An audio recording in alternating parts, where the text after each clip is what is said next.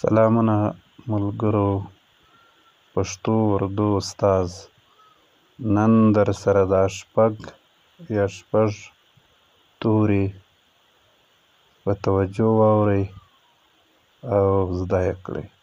اوپر، بالا، بره، نیچه، لاندې یا کښته، اگې، مخکې یا وړاندې، پیچې، وروسته یا شاته، دور، لرې، ازاد، قریب، نږدې، رانږدې.